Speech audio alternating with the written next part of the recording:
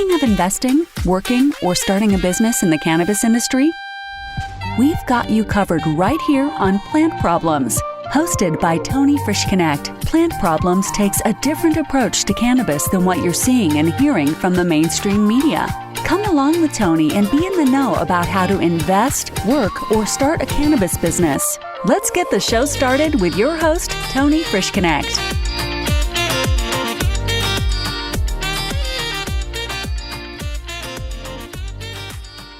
Hey everyone, Tony Frischknecht here, and welcome back to Plant Problems. Today we're going to be continuing our conversation with Flavia Hungaro in episode 3 of this 8-part series. Yeah, I know it's a long one, but we had a lot of stuff to cover.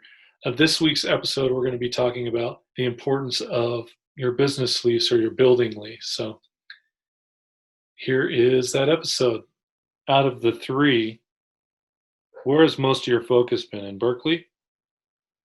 I am actually putting everything at the same level. And I actually, if I told you, I think I probably mentioned to you as well, I started negotiations with the town of Maynard. So basically, I'm trying to do, it might be like, too much, but I'm trying to work with everything at the same time. And I also been working on other locations as well for Boston and Cambridge. Okay. So I have partnerships that I have that, for example, Fall River, they were,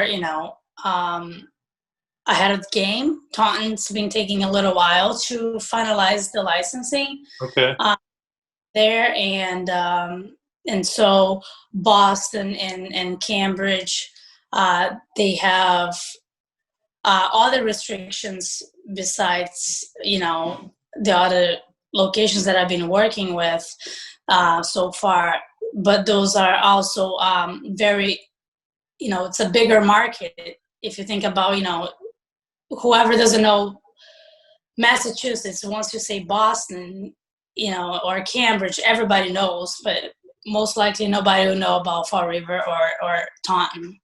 So right now you've got Taunton, Fall River, Berkeley, Maine. I have Taunton and Berkeley. Fall River, I don't have anything Fall River. Okay. That's just like a place where it's nearby, where I'm opening those stores. It's just like a correlation, just so we can compare things. Oh, gotcha. Okay. So you got Taunton, Berkeley, Maynard you've been working in, right? Maynard, yes, I got it. NHC. Cambridge and Boston. Boston and Cambridge that I already put the application in for Boston, and I have a lease already in Cambridge. So I'm working on. You got a lease in Cambridge, okay. So now with all these prospects that I have, and some of them are more, ahead of the game than the others.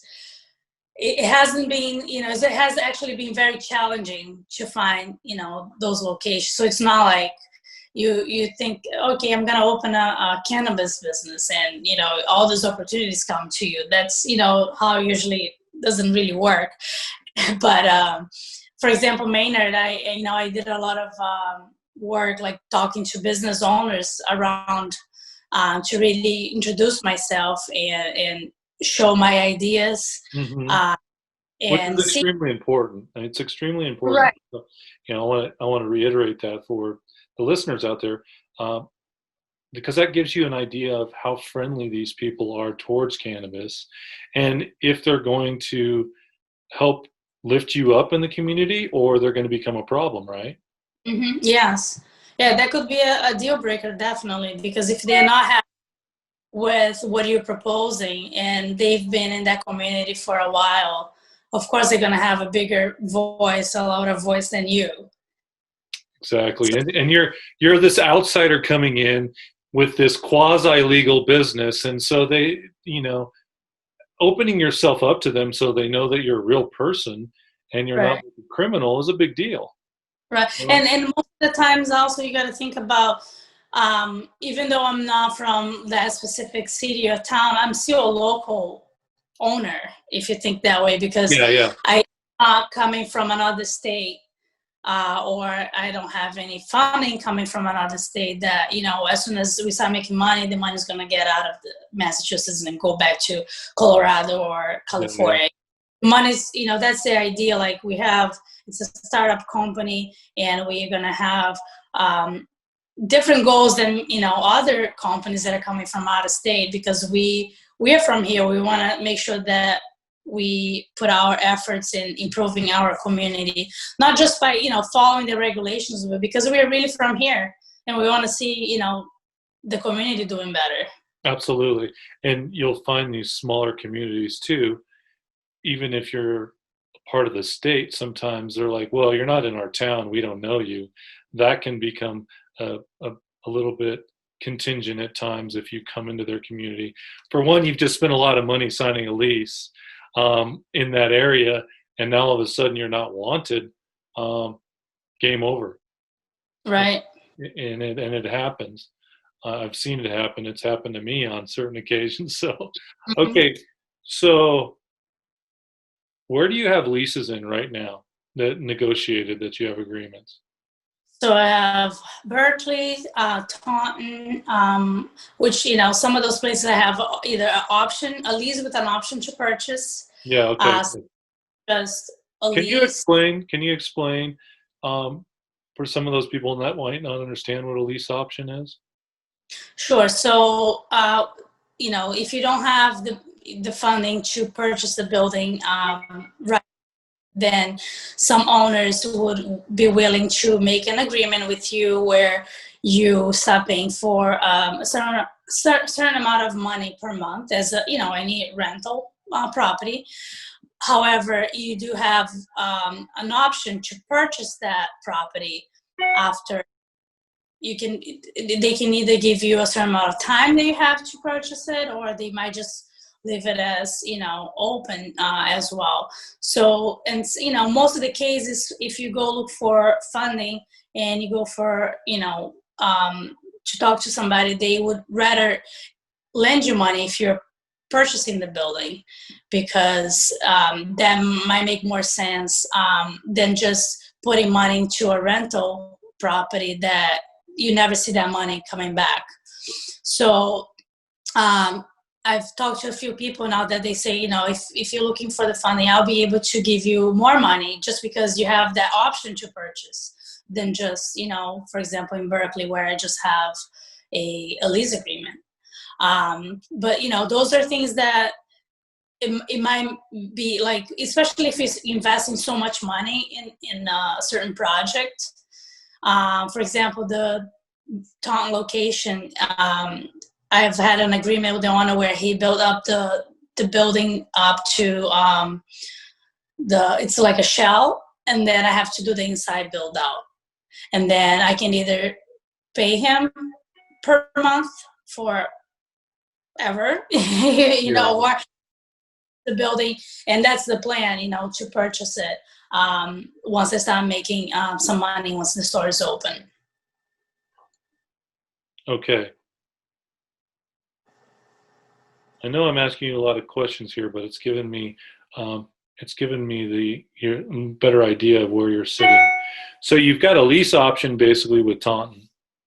You've got a normal. And I'm sorry to interrupt you, but I have the retail location, and also I have a cultivation space that I've been leasing, and that space I also have an option to purchase. So in Taunton. Those are in Taunton, yes. Okay, grow. Okay. How much is that lease on the grow right now?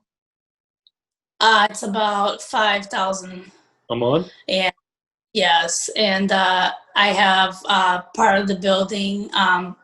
It's a big building. It's like a 32,000 square feet building, and I rent half of it. The other half is being rented to another company. And on my side, I have some people that like sublease, some parts of it, so they are using the space while I'm not operational yet. So they're subleasing it from you right now? Correct. Okay. So that's kind of how you're covering your losses, your costs on the overhead. Okay. Yeah. Are you breaking even on your sublease? Not really. I still Okay. I have to put some money. Okay, I understand. It's it's a way to go, but I hope to be able to get that project going soon. So Are they growing in it right now? no, they actually they're doing construction. They started like a month ago, I think, Okay. and not growing yet. So they're constructing you're subleasing it as a grow, right? And they're building it out right Tenants that are renting from me, it's nothing related to now. cannabis. Okay, okay. They have other businesses. Okay, The okay. other it's being rented to another cannabis company, and they have a different like state license. It's nothing to do with me. Yeah, We just on premises. okay. So you got that. So now let's go to Berkeley. You got a lease, a retail lease, right? Yes. There's no grow lease there in Berkeley, right? No. Okay. No. And then you've got Maynard. Are you working? Do you have an agreement on a retail lease there? Yes. I actually partner up with a local business owner there, who is actually he has a specialty shop in Maynard and also in Belmont, where I live, and that's how I met him. Even though I was looking for places in Maynard, um, I couldn't find any properties, and as I was walking around town, and I stopped at his shop. I was talking to him that I was looking for something, man, and he's like, I have a property there that he just purchased, and I was like, you know what? Let's see if we can make an agreement here. Let's see if we can pursue a license there, and Yeah. we can make a. So that's how we started off, and just 2 days ago, I went to a little bit over a month ago, we started asking to start negotiations with the town. And it took a little while to get to the meeting that happened this past week. And we were able to get a positive vote, and we started negotiations with HCA. So do you have a provisional license there yet in Maynard? No. Okay. Location, I have to, so before you even submit an application for the state, you have to have done a community outreach meeting. First, you have to have the HCA, right, the whole community agreement, and then you have to have, which means that you have basically 9% of the chances of getting the license, right? But then besides that, you have to do community outreach, which you have to invite all the neighbors that are 300 feet above us to join and learn about your company, see where your plans are, and see if you have a positive feedback or not from them. So let's go to Boston real quick, because arguably probably the largest city, right? Mm-hmm. Do you have any leases there, or you just want to be in Boston, or what do you? Yeah, no, I do have a lease, and the application has been submitted. It's just it's Boston has different requirements. For example, even though I am part of the social equity program with the state, Boston has established different requirements where you basically have to be a Boston resident in order for you to qualify for their own Boston social equity program. Okay. And that's where business partnerships happen, and that's that's what I'm doing. So I have a person who has been a Boston resident, and also I have another partner there where it's been living in the area that the state has designated certain areas as disproportionate impact areas, meaning that a part of the population has been arrested, or because they are Black, or they're trying to do like things to help certain communities that they have had a higher number of case arrests, so they can help those communities who have, suffered with the war on drugs, for example. Yeah. Okay, so you've got a potential partnership that you're working on and with a local Boston person there. And then what about Cambridge? You have a lease in Cambridge. In Cambridge, so they have, so Cambridge, it's different. The state has created a program. Before they created the social equity program, they created something called economic empowerment, which made eligible people of color and to apply and get that status, allowing you to have expedited review as well with the state. It puts you, if you put it in order, it will be like economic empowerment and medical dispensaries, about at the same level. And then there's social equity, which you do have benefits from the state, but it's still different. And then the general applicants. For Cambridge, they are trying to be really, they are going to be really mindful and help economic empowerments. However, they kind of left social equity out of the legislation, so one of the things that I'm trying to work on, because I don't have that status, and I think I was explaining to you a little bit yesterday how, or the day before, how it worked. And what it worked out, it was when I first started my business venture, I saw that there was this application open for economic empowerment, and I would qualify for. However, and that application required for you to have a property that was owned, and you have to have a lease or an option to purchase it or anything like that, that make sure that you have a property, right? And I looked for a place, and within 2 weeks that the program was open, and I was able to find a property within those 2 weeks, that 2 week period, which was incredible. By the time I realized that I went for, to do the sign up, the program was closed. So I lost my chance there of having that expedited, review process as part of my application. And so, and I didn't understand why they closed it so soon. But anyway, so I had to, I didn't give up. I kept looking for properties, and I was able to find it. And even though I do have the social equity status right now, it took a while for them to create this new program, and I wasn't able to take advantages of the original program, which was the economic empowerment. With that being said, in Cambridge, the original program you'd started out with was the economic empowerment, and then you've progressed into the social equity program across Massachusetts, because they pretty much changed the whole system on you, and you had to start over, which is pretty common. I see it a lot, and it can become extremely frustrating to you, because you're like, oh my gosh, I put in all this work, I put in my blood, sweat, and tears, and it took me everything just to get this one property, and now you guys just took it away. Right. This is a part of the game. It's the frustrating part, because it seems like there's just multiple roadblocks.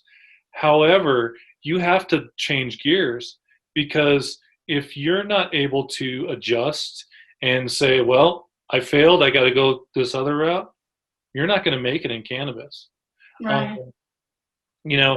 A lot of people would say, oh, your social equity program, oh, that's your easy road, you're in now. That's not the case, is it? No, definitely not. There's still a lot of hurdles you have to overcome to take advantage of the extras that social equity status gives you. However, you got to learn this along the way. And so, and another thing I forgot to mention in the beginning is that once you find a property and you find a property owner that's willing to work with you, most of the times you have to give up on that space, because once they hear cannabis, they want to charge you 10 times more. Yeah. So that's another thing too. Yeah, you've got to be really careful, especially negotiating those lease contracts. Um, you can put yourself in a bad position where this year you might be paying, $1,000, but over the next 5 years you're going to be paying $5,000. And if you're not familiar with contracts, I talk to a lot of people and make sure that they've got a good contract attorney, especially when you're doing all these leases, because no matter how well you understand contracts, you want a second and maybe third opinion on these leases so that you don't sign up for something that you're not ready for. Hmm. I've seen so many people lose out on properties and lose hundreds of thousands of dollars because they put a down payment on this, and all of a sudden it wasn't zoned, and now you've already signed a lease. It doesn't matter. Um, Right. you You know, get trapped. You you're can't trapped. really renegotiate. Yeah, I've gone through stuff like that too. So something And definitely that, and that's where sometimes you feel like I don't have the funding to be paying so many hours of legal advice. But that's where you get screwed because you think you understand what you're reading, but you really don't. yeah, and so exactly. So if you would have just spent, let's say, $500 to $1,000 on an attorney, you would have saved yourself hundreds of thousands on a wasted lease. And that's where I think it's people have to understand that they're investing in their company. These Mm-hmm. are services that any business uses, whether it be cannabis, whether it be whether it be a grocery store, whatever. They have people that they turn these leases over that their job is to understand what you're getting into, because these leases can be 5 pages long or they could be 50 pages long. And there's, as they say, devil in the details, right? So you want to make sure that all these leases you're going through, because you've got a lot of stuff here. So I, I, it sounds like you've got some good people helping you out on this. So let's go back. Sorry, I digress, but let's go forward into Cambridge and your lease there. Do you have a partnership going there? Yes, Cambridge. I'm working on. I haven't put the application in yet, and I do have the lease, and I'm still finalizing some of the final details. And then do you have an application? With Cambridge also, another thing that I have to bring in mind is because of the economic empowerment that I was explaining to you before, they put economic empowerment applicants at a advantage, so anybody who has that status can apply right now, basically. Now, even though I do have the social equity status, I'm not eligible to apply at this moment. I would have to wait until 2021. I think September 2021. And so if you think, I know they are trying to do their best to engage, minorities in this industry, but I guess they kind of like missed the point where that's not the only category that would benefit, that could qualify for this type of licenses. So this is one of the things that I'm trying to express to them, is that they should also change the wording and include social equity, because that would benefit other people in my position to be able to get into Cambridge, which is a huge market, and we don't have the opportunity right now. So they're in discussion, and I'm hoping to get good news soon, because imagine this, having to hold property in Cambridge until September of 2021 so I can apply. They should at least work some way to allow other participants of such programs to be eligible. So they, because that's the whole point. They give you expedited review at the state level, so you don't have to come up with so much money in holding properties and for so long. But then this happens that you have to wait until like a year to be able to apply. And that was the 2 years prior to this. I mean, another year. So total, you would have to wait 2 years. So from now until next year, there'll be another year. So, yeah. So what you're experiencing is that there's, incongruency. There's stuff isn't lining up. And again, falls into the point that this is the first time anybody's doing this, right? So unfortunately, what happens is the business owner, such as yourself, gets caught. It's like, oh, well, you can get expedited this. However, you're going to have to pay a lease for the next year on a property that you can't use. How many people can afford that? I mean, very few. Right. And so, right. I know your frustration and I feel your pain. However, it's a part of the game. And it's like, okay, well, how do I adjust and how do I redirect myself? I mean, fortunately enough, you've got, 5, 6 different places where you have a good foothold in, or at least a good starting point. Okay, so huge market in Cambridge. Where do you see out of Taunton, Berkeley, Maynard, Boston, and Cambridge, where do you think your greatest opportunity is out of all those right now? Looking from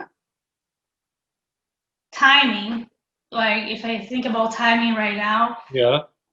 Of course, they're the ones that already have licenses that are approved. Those will be the fastest projects for me, and especially because there are only 70 stores, around 70 stores open in Massachusetts. So being able to open right now, that will definitely make a difference in my business plan. However, thinking about size of the market, and I think definitely either Boston or Cambridge will be the best opportunities. But you don't have any current applications.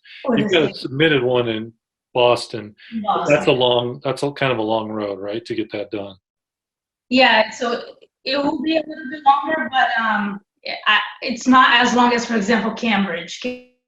Cambridge SU, I don't have a clear path if I would have to wait or not until September next year. So.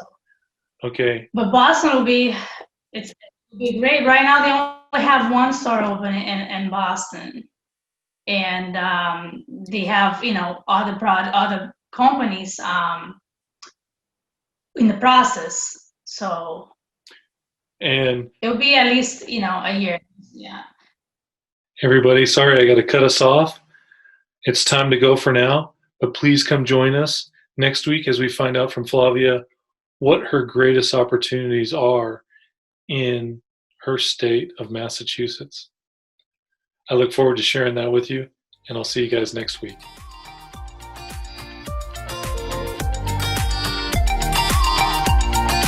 You've just listened to another insightful episode of Plant Problems. If you like what you heard so far, don't forget to tell your friends and colleagues.